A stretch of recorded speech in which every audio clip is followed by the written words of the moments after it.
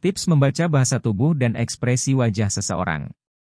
Fungsi body language menjembatani apa yang sedang dirasakan seseorang meski tidak disampaikan secara langsung. Ini bisa mempermudah komunikasi dengan orang lain.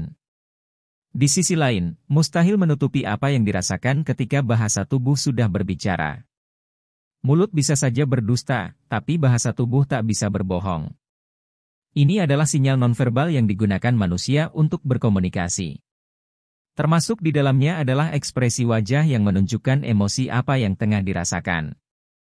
Berikut ini cara membaca ekspresi wajah secara spesifik. 1. Mata.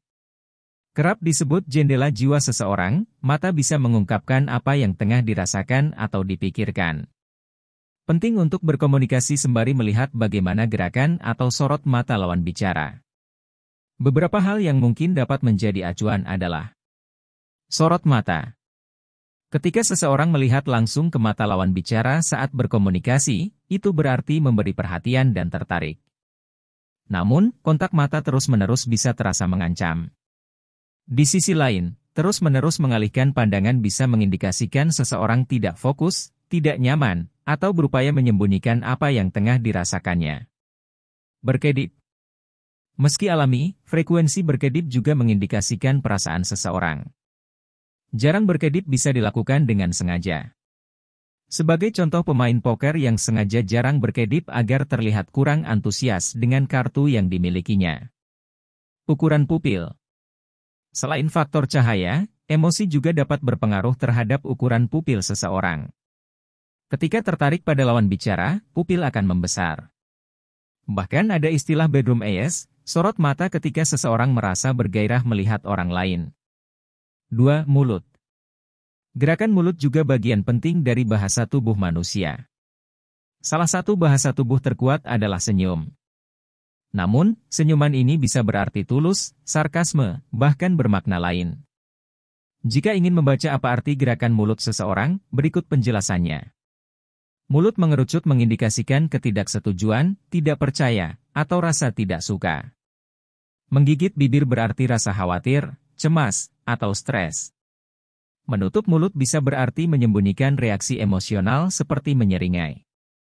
Posisi mulut naik bisa berarti antusiasme, sementara posisi mulut turun berarti kesedihan atau rasa tidak suka. 3. Gestur. Gerak tubuh atau gestur adalah bentuk bahasa tubuh yang paling jelas. Bahkan, ini termasuk bahasa nonverbal yang paling mudah dipahami. Beberapa contoh gerak tubuh yang kerap muncul adalah rahang mengeras mengindikasikan rasa marah atau solidaritas. Jempol ke atas dan ke bawah berarti setuju dan tidak. Melingkarkan ibu jari dan telunjuk dan mengangkat ketiga jari lainnya berarti oke. Face sign kerap berarti PAC. 4. Posisi tangan dan kaki. Gerakan tangan dan kaki juga bisa mengindikasikan informasi nonverbal. Melipat tangan di depan dada bisa berarti sikap defensif. Selain itu, menyilangkan kaki menjauh dari lawan bicara juga bisa berarti rasa tidak nyaman atau tidak suka.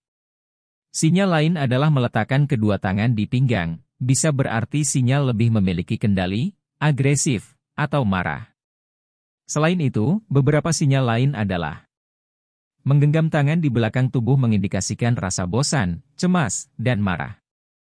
Terus-menerus mengetukkan jari berarti seseorang merasa tak sabar, bosan, atau frustrasi.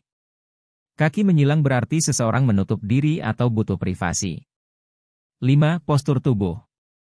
Bagaimana postur tubuh seseorang juga merupakan bahasa tubuh. Contohnya duduk tegak berarti fokus pada apa yang tengah terjadi. Di sisi lain, duduk membungkuk bisa berarti seseorang merasa bosan. Lebih jauh lagi, postur tubuh terbuka berarti rasa ramah, berkenan, dan juga siap berkomunikasi dengan orang lain. Sebaliknya, postur tubuh menutup diri berarti rasa cemas dan bermusuhan. 6. Jarak dengan orang lain. Jarak antara seseorang dengan lawan bicaranya juga bisa mengindikasikan sikap terbuka dan tidak. Semakin nyaman seseorang dengan lawannya berkomunikasi, personal space jadi lebih dekat. Kategorinya adalah intimate distance, 15 hingga 42 cm, berarti hubungan lebih dekat dan nyaman dari kedua belah pihak, bisa terjadi saat berpelukan, berbisik, dan juga saling sentuh. Personal distance, 42 hingga 121 cm, adalah jarak yang umum terjadi antara anggota keluarga dan teman dekat, mereka bisa berinteraksi dengan nyaman. Social distance, 121 hingga 365 cm, jarak antar individu yang saling kenal seperti rekan kerja dan cukup sering berinteraksi. Public distance, 365 hingga 762 cm, adalah jarak yang biasa digunakan saat public speaking seperti presentasi.